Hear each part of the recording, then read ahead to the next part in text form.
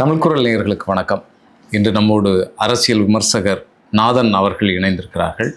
உரையாடுவோம் அவரோடு. வணக்கம் தொடர். வணக்கம். தமிழக அரசியல் வரலாற்றில் ஒரு புது திருப்பமாக விஜய் அவர்களுடைய வெற்றி பார்க்கப்படுகிறது. இளைஞர்கள் அரசியலுக்கு வந்திருக்கிறாங்க, இனி பழைய விஷயங்கள் எல்லாம் செல்லுபடியாகாது, இளைஞர்கள் அரசியலை பார்க்க ஆரம்பிச்சிட்டாங்க, இது ஒரு புரட்சி அப்படின்னு சொல்லி பலரும் கொண்டாடி கொண்டிருக்கிறார்கள். உண்மையிலேயே விஜயினுடைய வெற்றியை அப்படி பார்க்க முடியுமா? முதல்ல விஜய்க்கு ஆதரவாக ஒரு பேரலை தமிழ்நாட்டில் அடிச்சிருக்குதா அப்படின்னா இல்லை. டேட்டா அதான் சொல்லுது. அடுத்ததாக திமுகவுக்கு எதிராக பிரம்மாண்டமான எதிர்ப்புகளை அடிச்சிருக்கா அப்படி பார்த்தாலும் இல்லை. இதை பார்த்துட்டு நான் இளைஞர்களுக்கு வரேன். இந்த வாக்கு சதவீதத்தை எடுத்துட்டிங்கன்னா திமுக கூட்டணி வாங்கியிருக்கிறது 31.39, அதிமுக கூட்டணி வாங்கியிருக்கிறது 27.22. ஸோ 27-31 அப்படி வச்சுக்கோங்க. தாவேகா வாங்கியிருக்கிறது 35.11. திமுக கூட்டணிக்கும் தாவேகாவுக்கும் இருக்கக்கூடிய வித்தியாசம் 4% தான். அப்போ வாக்களித்தவர்களில் ஒரு 1/3 டிவிகேக்கு போட்டிருக்கிறாங்க, 2/3 டிவிகேவுக்கு எதிராக போட்டிருக்கிறாங்க. நாம் தமிழர் 4%. போன வாட்டி 8 வாங்கினாங்க, 4% வாங்கியிருக்கிறாங்க. அடுத்தது திமுக மட்டும் 60 சீட்டு ஜெயிச்சிருக்குது.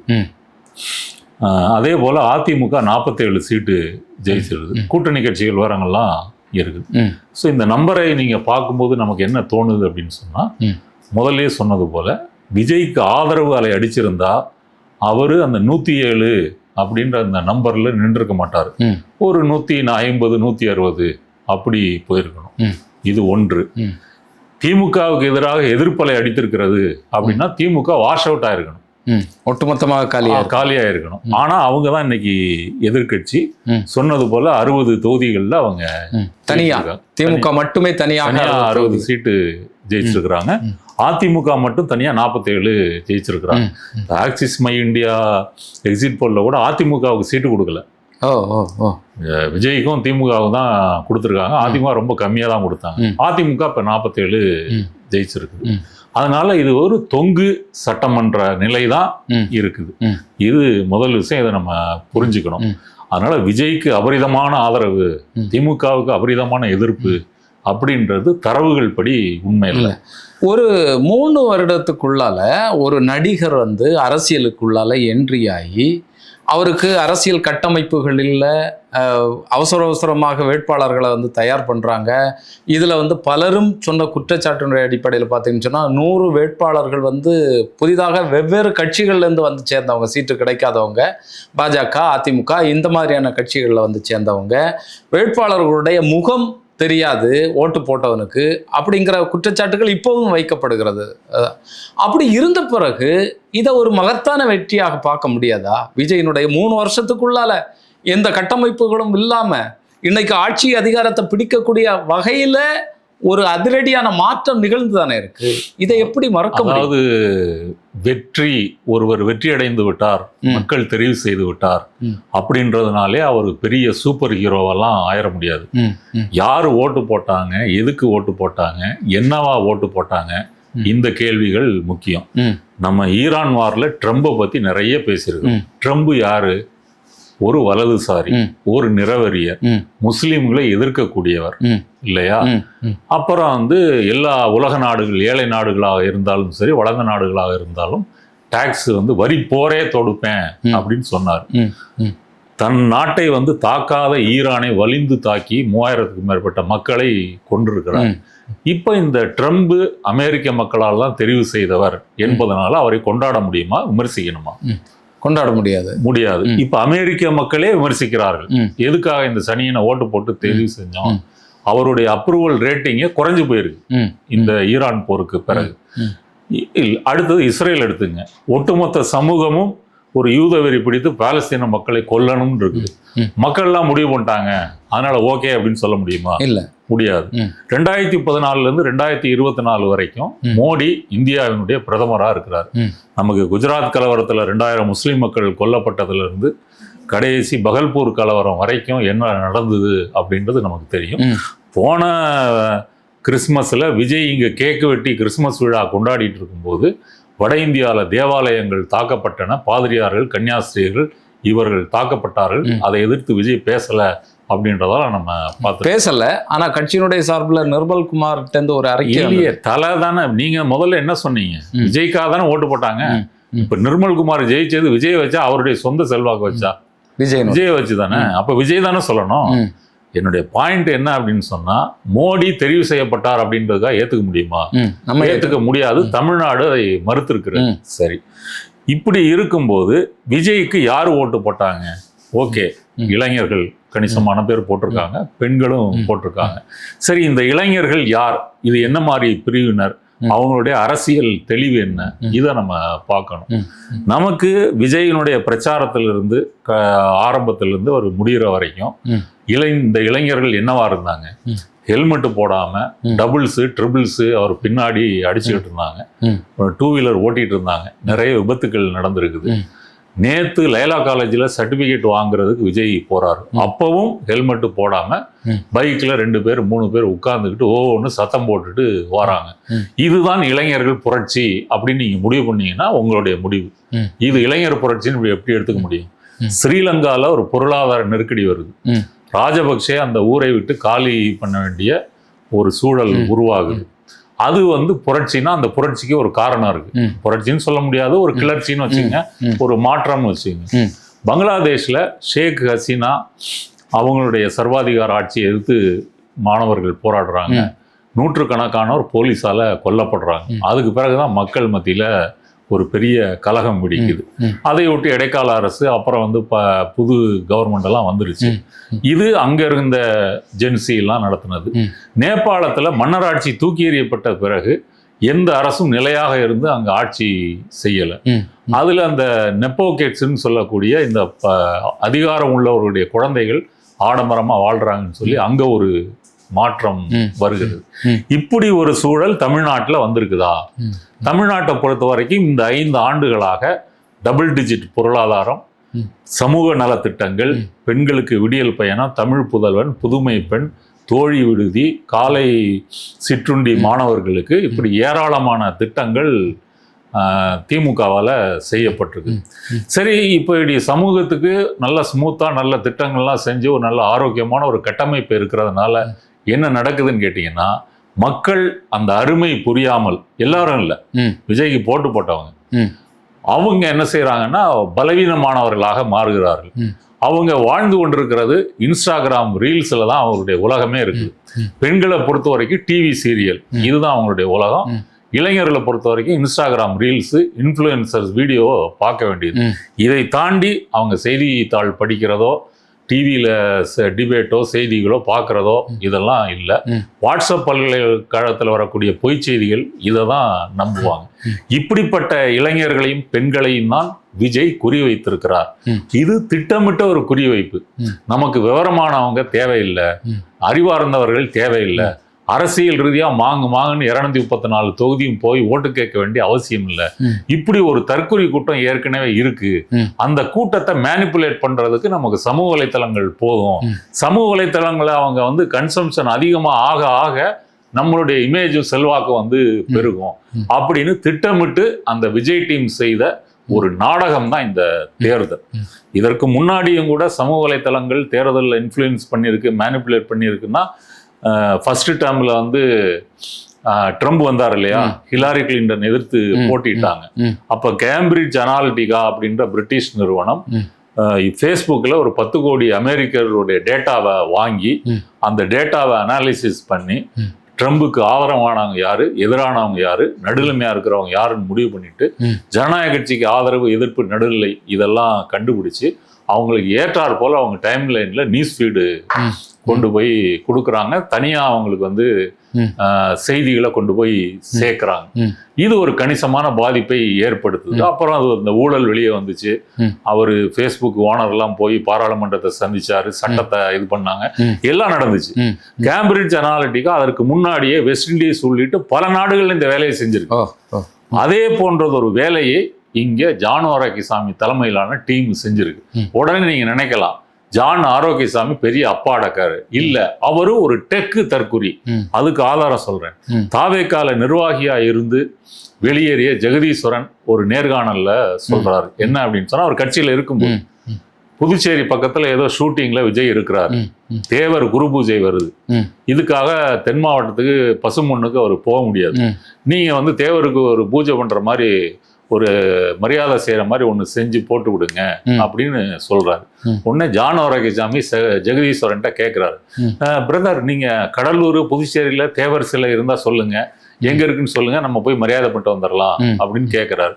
இவர் சொல்றாரு, பிரதர் அது வன்னியர் பெல்ட், அங்க தேவர் சிலை எல்லாம் இருக்காது, தேவர் சிலை இருக்கணும்னு நீங்க தென் மாவட்டங்களுக்கு தான் போகணும், நீங்க ஒரு தேவர் படத்தை வாங்கி ஃப்ரேம் பண்ணி அதுக்கு விஜய் மலரஞ்சலி செலுத்துற மாதிரி ஒரு போட்டோ எடுத்து போட்டுருங்க, மேட்ரு முடிஞ்சுது அப்படின்னு சொல்லியிருக்காரு. இதுல பாயிண்ட் என்னன்னா, தேவருக்கும் கடலூருக்கும் சம்பந்தம் இல்லைன்றது அந்த தற்கொலைக்கு தெரியல. இவர் யாரு? ஸ்ட்ராட்டஜிஸ்ட்.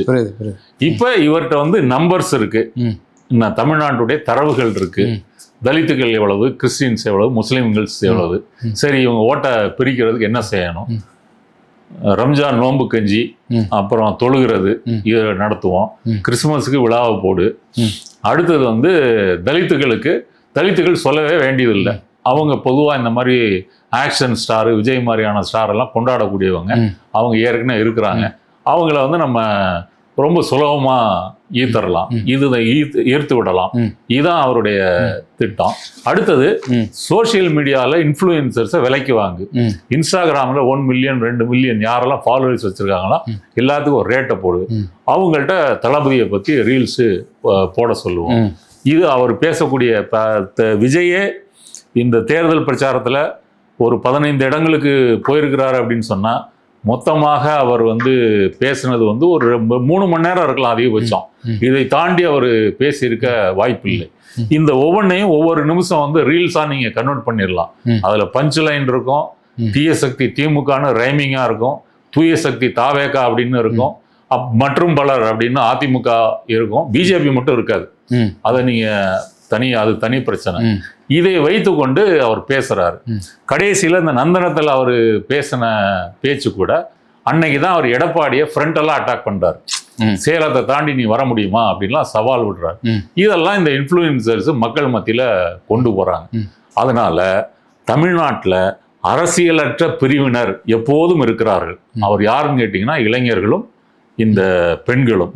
இளைஞர்களை பொறுத்த வரைக்கும் இந்த அரசியல் உலகம், சமூகம், பொருளாதாரம் இதை பற்றிய எதுவும் அவங்களுக்கு கிடையாது. ஜாலியா இருக்கணும், அதுக்கு இன்ஸ்டாகிராம் ரீல்ஸ் இது போதும். இல்லை அப்படி குற்றப்படுத்த முடியுமா தோழர்? நம்ம இப்போ எல்லா கட்சியுமே அவங்க வெற்றி பெறுறதுக்கு என்ன வழிகளை கையாளணுமோ அந்த வழிகளை கையாளுவாங்க. இன்னைக்கு விஜயனுடைய பிரச்சாரத்தின் மூலமாக பேசப்பட்டது, இங்க பெண்களுக்கு பாதுகாப்பு இல்லை, கஞ்சா போதைப் பொருட்கள் பெருகிவிட்டது அப்படிங்கிறது அவங்களுடைய தரப்பு குற்றச்சாட்டாக இருக்கு. நீங்க யார்கிட்ட விஜய்க்கு ஓட்டு போட்ட பலர்கிட்டையும் கேட்டா 80% நபர்களாவது இதை சொல்றாங்க. இன்னொன்று, இங்க நடந்த ஆணவ கொலைகள் அது நமக்கு தெரியாததில்லை.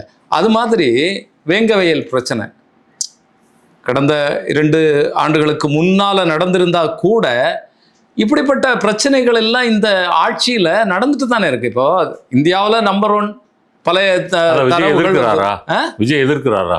இல்ல இந்த பிரச்சனைகள் இன்னைக்கு பேசப்படுதே, பேசுபொருளாக என்ன பண்றாரு? இல்ல அதுதான் இன்னைக்கு பேசுபொருளாக இருக்கு. விஜய் களத்துல இறங்கி போராடல, அவர் மீது பல்வேறு குற்றச்சாட்டுகள். அதுக்கே நான் வரல, நீங்க அவ்வளவுலாம் நீங்க போக வேண்டாம். கவின் ஆணவ படுகொலை திருநெல்வேலியில் நடக்குது. கவின் யாரு? தேவேந்திர வேளாளர் சமூகத்தை சேர்ந்தவர். காதலித்தது முக்குலத்தோர் அந்த பெண்ணு. கவின் ஆணவ கொலை கண்டிச்சு விஜயம் பேசல. நான் களத்துக்கெல்லாம் போய் போராடி அவங்க வீட்டுக்கு போய் ஆறுதல் சொல்லி அதையே நான் கேட்கல. எக்ஸ்தலத்துல ஒரு 10 வரியில ஒரு அறிக்கை. ஏன் வரலன்னா, முக்குலத்தோர் ஓட்டு எனக்கு வேணும், அவர்களை நான் பகைத்து கொள்ள முடியாது, இதுதான் அவருடைய ஸ்டாண்டு. அதனால விஜய்க்கு ஆனா விஜய் பல விஷயங்கள்ல பேசல, தன்னோட திரைப்பட பிரச்சனைக்கு அவர் குரல் கொடுக்கல. அப்படி கூட இதை பார்க்கலாமே. இல்ல, ஒரு சாதி மதங்களுக்கு அப்பாற்பட்டவர் அப்படின்னு சொல்றாங்க இல்லையா? சாதி மதங்களுக்கு அப்பாற்பட்டவரா இருந்தா இந்த ஆணவ படுகொலை கண்டித்திருக்கணுமா இல்லையா? திருப்பரங்குன்றத்துக்கு வாயை திறந்திருக்கணுமா இல்லையா? திருப்பரங்குன்றத்துல ஏன் வாயை திறக்கல? அங்க ஒரு சாஃப்டான ஒரு மென் சங்கியா இருக்கிறார். அதுல நம்ம அதுக்கு முஸ்லிம்களுக்கு ஆதரவாக குரல் கொடுத்தோம்னா, சங்கிகள் கலவர திட்டத்துக்கு எதிராக குரல் கொடுத்தோம்னா எங்க ஒரு நம்ம இந்து இமேஜ், இந்துக்கள் ஓட்டெல்லாம் போயிருமோ அப்படின்னு ஒரு நார்மல் சங்கியாக அவர் யோசிக்கிறார். அதனாலதான் அவர் வாயை திறக்கல. ஸோ இப்படிப்பட்டவர் கரூர் சம்பவத்துக்கு பிறகே நீங்க பிஜேபியை நீங்க எதிர்க்கல இல்லையா?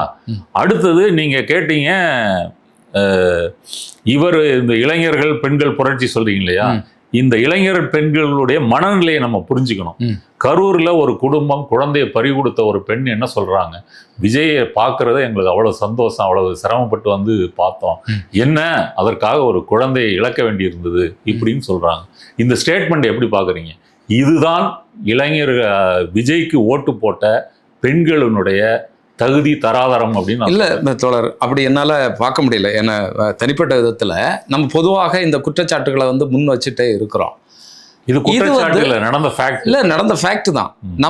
நம்ம தரப்புல இப்படிப்பட்ட குற்றச்சாட்டுகள் பலரும் வைக்கிறோம். ஒரு குழந்தையை இழந்துட்டு இப்படி பேசுறாங்களே அப்படின்னு பேச முடியுமா அப்படிங்கிற கேள்விகள் நமக்கு எழும்புது. ஆனா இதை திட்டமிட்டே சிலர் வந்து செய்திருக்க கூடும். திட்டமிட்டே உள்ளால வந்து நீங்க இப்படி சொல்லுங்க, விஜய் மீது தப்பு இல்ல, விஜய் பாக்குறதுக்காக என்னுடைய குழந்தையை இழந்தேன், பரவாயில்ல, இப்படி ஒரு மவுசை உருவாக்குறதுக்காக செய்திருக்க கூடும். இயல்பாக வந்திருக்கிறதுக்கான வாய்ப்பு இல்லை. அங்கதான் நீங்க தப்பு கணக்கு போடுறீங்க. விஜயை ஆதரிக்கக்கூடிய பெண்கள் இளைஞர்களுடைய மைண்ட் செட் அதுதான். ஏன்னா இவர் வந்து ஒரு கல்ட் ஃபிகர். கல்ட்டுன்றது ஒரு கடவுள் மாதிரி, ஒரு தேவதூதன் மாதிரி. அவனை கண்மூடித்தனமாக பின்பற்றுவது, நம்புவது, அவன் சொல்லக்கூடியவற்றை கண்மூடித்தனமாக செய்வது, இதுதான் அந்த கல்ட்டோட பக்தர்களுடைய சேவை, கடமை அப்படின்னு சொல்லலாம். அதனால அவங்க செட்டப் பண்ணி பேச வேண்டிய தேவையில்லை. இயற்கையாகவே அவர்கள் அப்படிதான் பேசுவார்கள். எல்லாரையும் நான் சொல்ல வரல. நான் இப்ப விஜய்க்கு ஓட்டு போட்ட அந்த பிரிவினரை தான் பேசுறேன். இவ்வளவு இருந்தும் கரூர்ல தாவேகா ஜெயிக்கவில்லை. விஜயபாஸ்கர் ஏடிஎம்கே தானே ஜெயிச்சிருக்கிறாரு. இப்ப விஜய் வந்து தாவேகா வந்து மற்ற இடங்கள்லாம் ஜெயிச்ச மாதிரி அங்கேயும் ஜெயிக்க முடியல. அப்ப மக்கள் மத்தியில அந்த சம்பவத்தின் மீது விஜய் மேல வெறுப்பு இருக்கு.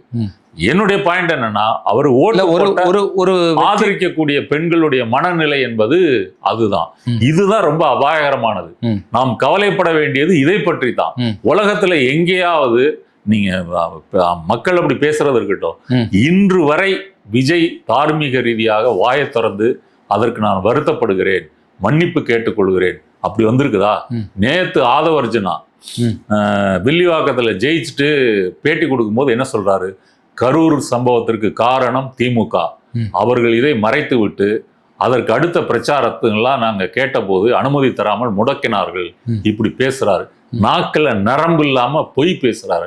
அன்னைக்கு முதலமைச்சர் ஸ்டாலின் நள்ளிரவுல தனி ஃப்ளைட்டு பிடிச்சி 3 மணிக்கு போய் இறங்கி அவங்களெல்லாம் பார்த்து, அதிகாரிகளை பார்த்து எல்லாம் ஏற்பாடு பண்ணிட்டு, எந்த தலைவரும் தன்னுடைய தொண்டர்கள் இறந்து போவதை விரும்ப மாட்டார்கள், இதை யாரையும் குற்றம் சொல்ல முடியாது, எதிர்காலத்தில் இப்படி நடக்காம இருக்க நம்ம பார்த்துக்கணும் அப்படின்னு ஒரு நாகரிகமாக பண்பட்ட முறையில பேசின முதல்வரை இவர்கள் எப்படி பேசுறாங்க? இன்னை வரைக்கும் கரூர் சம்பவத்திற்கு திமுக தான் காரணம், செந்தில் பாலாஜி ஆட்கள் தான் காரணம், இதெல்லாம் கான்ஸ்பிரசி தியரி எல்லாம் வந்துச்சா இல்லையா? இதை எப்படி நம்புறாங்கன்னு கேட்கிறேன்.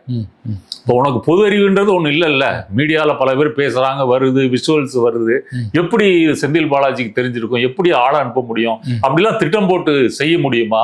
அப்ப இந்த சதி கதைகளை நம்புவது. ட்ரம்ப் அங்கே ஜெயிச்ச போது கூட நிறைய சதி கதைகள் அங்க பரப்பப்பட்டது. ஜனநாயக கட்சியினர் வந்து குழந்தைகளை பாலியல் வேட்டை செய்கிறார்கள், எப்ஸ்டீன் ஃபைல்ஸ் எல்லாம் அப்பே வருது. யாருக்குன்னா ட்ரம்புக்கு, ஜனநாயக கட்சிக்கு ஆதரவா எப்ஸ்டீன் செயல்படுறாரு, இப்படிலாம் நடக்குது, இவங்க இப்படிலாம் பண்றாங்க, கருக்கலைப்பு செய்யறாங்க, இப்படி பல சதி கோட்பாடுகளை முன்வைத்து தான் ட்ரம்ப் வந்து வெற்றி பெறுகிறார். அதே சதி கோட்பாடுகள் இங்கேயும் வந்து விஜயால திரும்ப திரும்ப பேசப்படுகிறது. திமுக ஊழல் சக்தின்னு ஒவ்வொரு இடத்துலையும் பேசிட்டு இருக்கிறாரு இல்லையா, ஒரு குடும்பமே கொள்ளையடிக்குதுன்னு. என்றாவது சீரியஸாக விஜயோட வக்கீல் டீமு அதற்கான ஆதாரங்கள், தரவுகளை எல்லாம் திரட்டி நீதிமன்றத்தில் வழக்கு போட்டு திமுகவை குற்றவாளி கூண்டில் ஏற்றிருக்க வேண்டியதானே. இப்ப ஜெயலலிதா மேல திமுக வந்து குற்றம் சாட்டியது, சொத்து குவிப்பு ஊழல் வழக்குன்னு ஒண்ணு போட்டாங்க.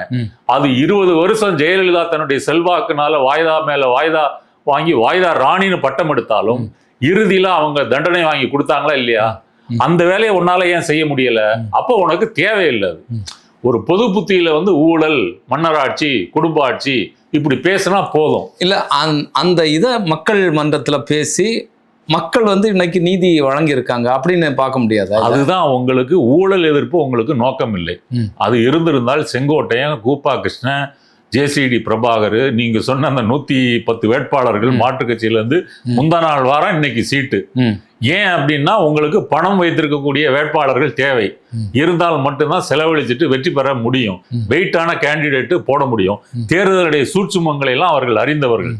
செங்கோட்டையனோ கிருஷ்ணனோ ஜேசிடி பிரபாகரோ மற்ற வேட்பாளர்கள் எல்லாம் அதுக்காக தானே நீ சீட்டு கொடுத்தீங்க. ஆனா என்ன பிரச்சாரம் பண்றாங்க? ஒரு ஆட்டோ டிரைவர் ஜெயிச்சிட்டாரு, ஒரு பஸ் டிரைவர் ஜெயிச்சிட்டாரு. இதை வைத்துக்கொண்டு விஜய் வந்து சாமானியர்களுக்கு வாய்ப்பு கொடுத்துட்டாரு. இல்ல, சாமானியர்களையும் பிரபலமானவர்கள், சோசியல் மீடியால ஃபாலோவர்ஸ் உள்ளவங்க, பணக்காரங்க இப்படி பார்த்து பார்த்து தான் கொடுத்துருக்கிறாரு. அடுத்தது சாதி மதம் எல்லாம் பார்த்து தான் இது பண்றாரு. இவர் நம்ம சிடிஆர் நிர்மல்குமார் வந்து மதுரை திருப்பரங்குன்றத்தில் போட்டியிட வேண்டிய அவசியம் என்ன? அவரு சாதி சார்ந்த வாக்குகள் அங்க இருக்குது. அருண்ராஜ் திருச்செங்கோடுல போட்டியிட வேண்டிய அவசியம் என்ன? அவருடைய சாதி அங்க இருக்குது. இல்ல, அவரு இல்லையா அந்த பகுதியை சார்ந்தவர் தானே அவரு அருண்ராஜ். இல்ல சார், நீங்க சாதி மதங்களை கடந்தவர்னா நீங்க மாத்தி தானே போடணும். எதுக்காக நீ அவர் அங்க கொண்டு நிறுத்துறீங்க? இல்ல, விஜயே எதுக்கு பெரம்பூர்லயும் திருச்சி கிழக்குலயும் நின்னாரு? அவருடைய சாதி மதம் சார்ந்து திருச்சி கிழக்குல இருக்கிறாங்க, இங்க மதம் சார்ந்து இருக்கிறாங்க. இந்த காரணத்தை தாண்டி வேற ஏதாவது இருக்குதா? இல்ல. அப்ப நான் சொல்ல வர பாயிண்ட் என்னன்னா, இவர் சாதி மதங்களுக்கு அப்பாற்பட்டவர், ஊழலை எதிர்க்கக்கூடியவர், நல்ல நிர்வாகத்தை தரக்கூடியவர்.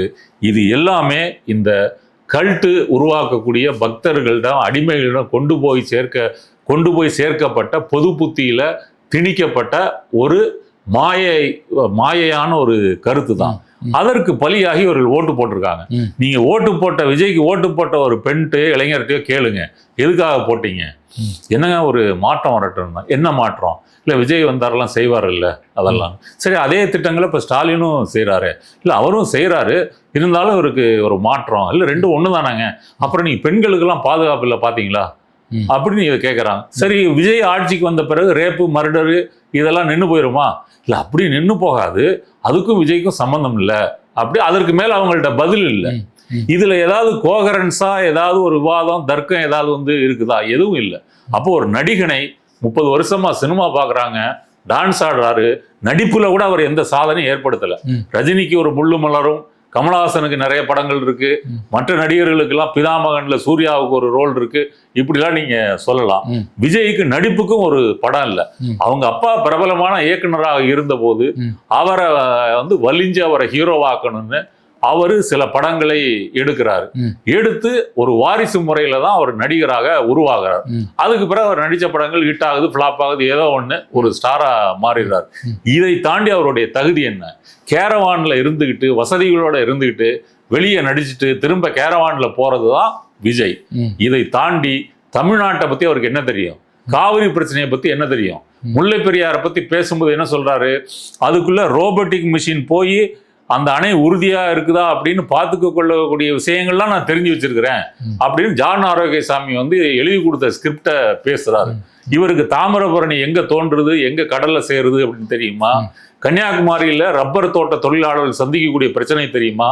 மேற்கு தொடர்ச்சி மலை எந்தெந்த மாவட்டங்கள்ல வருது, எவ்வளவு தேயிலை தோட்டங்கள் இருக்குது, எவ்வளவு தொழிலாளிகள் வேலை பார்க்குறாங்க, அவங்களுடைய சம்பளம் என்ன, மாஞ்சோலை போராட்டம் எதுக்காக நடந்துச்சு, இது ஏதாவது தெரியுமா? பாலாறு எங்க உற்பத்தி ஆகுது கிடக்குது அப்படின்னு தெரியுமா? தோல் தொழிற்சாலைகள் எந்த பகுதியில் இருக்குது, அங்க தொழிலாளிகள் என்ன சிரமத்தை அடைகிறாங்க, இதை பத்தி தெரியுமா? இல்லை, நீங்க ஏதாவது ஒண்ணு கேளுங்க, யோசிச்சு பாருங்களேன். எதை பத்தியும் விஜய்க்கும் தெரியாது, அவருடைய கூட்டத்துக்கும் தெரியாது. ஆனாலும் அவர் வென்றிருக்கிறார். இதுக்கு முன்னால பல நடிகர்களும் வந்திருக்காங்க, அரசியல் களத்திற்கு வந்திருக்காங்க. அவர்கள் பெறாத ஒரு வெற்றியை விஜய் பெற்றிருக்கார் அப்படின்னு சொன்னா, திமுகவின் மீது இங்க இளைஞர்களுக்கும் இங்க இருக்கக்கூடிய மக்களுக்கும் கோபம் இருக்கு. அந்த கோபத்தை அறுவடையாக்கி இருக்கிறார் அப்படின்னு பார்க்க முடியுமா? இல்லை, மற்ற நடிகர்களுக்கு இல்லாத இன்ஸ்டாகிராம் சமூக வலைத்தளங்கள் வளர்ச்சி விஜய்க்கு இருக்கு. விஜயகாந்த் காலத்தில் அது பெரிய அளவுக்குலாம் இல்லை. சோசியல் மீடியா, இன்டர்நெட்டே அப்போதான் அறிமுகமாகுதுன்னு சொல்லலாம். விஜய்க்கு வந்து இந்த டெக்னாலஜியை அவர் பயன்படுத்தியிருக்கிறார். அவங்களே விஜய் கட்சிக்காரங்களே என்ன சொல்றாங்க, நீங்க மரபார்ந்த பழைய கட்சி மாதிரி யோசிக்காதீங்க, வாக்காளர்கள் நேரில் சந்திக்கணும், பேசணும், பிரச்சாரம் பண்ணணும், அது எதுவும் தேவையில்லை, எல்லாம் நாங்கள் டிஜிட்டல்லே பிரச்சாரம் பண்ணிடுவோம். ஒரு டிஜிட்டல் வால். நீங்க அந்த காலத்துல வீட்டு சுவத்துல உதயசூரியன் ரெட்டைலைன்னு எழுதுனா அதுதான் பிரச்சாரம் நினைக்கிறீங்க. நாங்க டிஜிட்டல்ல பிரச்சாரம் பண்றோம், அதுவே எங்களுக்கு போதும் அப்படின்னு சொல்றாரு. சரி, இந்த டெக்னாலஜியுடைய லட்சணம் என்ன? கரூர்ல 41 பேர் இறந்து போயிருக்கிறாங்கன்னா அவங்கள துக்கம் விசாரிப்பதற்கு அவர்களை மாமல்லபுரத்துக்கு கூட்டிட்டு வந்து ஸ்டார் ஹோட்டல்ல ரூம் போட்டு விசாரிக்கிறார். இதுதான் இந்த டெக்னாலஜி லட்சணம். ஆனா அப்படி ஒரு மனநிலையாவது அவருக்கு இருந்ததே, மன்னிப்பு கேட்கணும். ரொம்ப கேவலமான மனநிலை. நீங்க அவங்க இடத்துக்கு போய் சந்திக்கிறத விட்டுட்டு இன்னொரு இடத்துக்கு, அதான் இவங்க நான் சொல்ல வர பாயிண்ட் என்னன்னா, இவங்க டெக்னாலஜியுடைய லட்சணம் வந்து அதுதான். இதுதான் இவருடைய நிலைமை. இப்ப எதிர்காலத்துல இப்ப தூய்மை பணியாளர்கள் ரிப்பன் பில்டிங்ல போராடுறாங்க, பல நாட்கள்ல போராடுறாங்க. ஆதரவு கொடுக்கணும்னா என்ன செய்யணும்? அந்த போராடுற இடத்துக்கு போய் அவங்களை ஆதரிச்சு உங்களை ஆதரிக்கிறேன் அப்படின்னு சொல்லணும். ஆனா இவர் எங்க அவங்கள பனையூருக்கு வர சொல்றாரு. இது எவ்வளவு மக்களையும் போராட்டத்தையும் இழிவுபடுத்துறது. அப்ப விஜய்க்கு ஓட்டு போட்ட அல்ல விஜய் உருவாக்கி வைத்திருக்கின்ற இந்த கூட்டம் என்பது ஒரு பக்தர்களை போல ஒரு அடிமை மனநிலை வாய்ந்தவர்கள். இவர்கள் ஓட்டு போட்டிருக்காங்க. இவங்களுக்கு அரசியலும் தெரியாது, சமூகம், பொருளாதாரம், தமிழ்நாடு 5 ஆண்டுகள் என்ன செஞ்சிருக்கோம், பிஜேபி நம்மளை என்னெல்லாம் ஒடுக்கி இருக்குது, எப்படியெல்லாம் திமுக அரசை வந்து நடத்தி இருக்கிறது, அடக்குமுறை செய்திருக்கிறது, சமீபத்தில் அந்த டீலிமிட்டேஷன், இது எதை பற்றியும் அவங்களுக்கு தெரியாது. இன்ஸ்டாகிராம் ரீல்ஸ்ல விஜயை பார்க்குறாங்க, கொண்டாடுறாங்க, விசில் அடிக்கிறாங்க, அவ்வளவுதான். அதனால இது இளைஞர்கள் புரட்சி, பெண்களின் புரட்சின்னு எடுத்துக்கிட்டோம்னு சொன்னா அந்த புரட்சி என்ற வார்த்தைக்கே அர்த்தம் இல்லை. தொடர்ந்து பேசுவோம் தொடர். வரக்கூடிய நாட்களில் நம்ம பார்க்க தான் போகிறோம் விஜய் அவர்கள் என்ன செய்ய போகிறார், அவருடைய கட்சியினுடைய நடவடிக்கைகள், அரசினுடைய செயல்பாடுகள்லாம் எப்படி இருக்குது அப்படிங்கிறத அதை பொறுத்து தொடர்ந்து நம்ம நிச்சயமாக விமர்சிப்போம், தொடர்ந்து பேசுவோம். உங்களுடைய நேரத்துக்கு 5 வருஷம் பேசலாம், கவலைப்படாதீங்க. நேரத்திற்கும் கருத்திற்கும் நன்றி. நன்றி.